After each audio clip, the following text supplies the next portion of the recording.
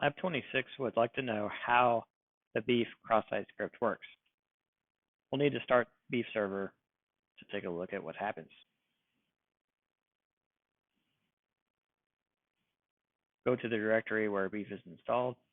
Inside is all the different files, and we'll start up the beef framework.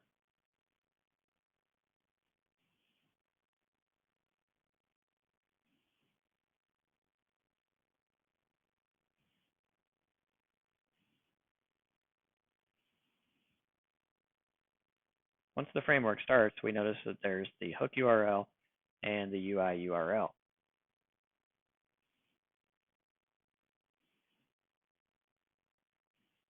The UI URL is where we log in to the control panel. The hook URL has the JavaScript that infects the browser through the cross-site script. We see it's actually a customized jQuery, a self-starting script. So to use it, we'll copy the address and we'll just create a simple script.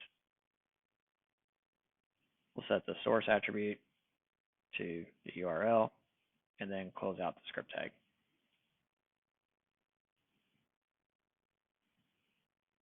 We submit that, and then we'll go back over to the beef control panel, and we'll see that the browser is now hooked.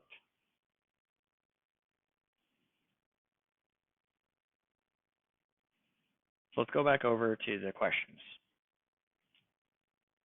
So out of all of these, the best answer is the reflected cross-site script downloads a self-starting script from the beef server. We saw a customized jQuery, in fact, was doing just that.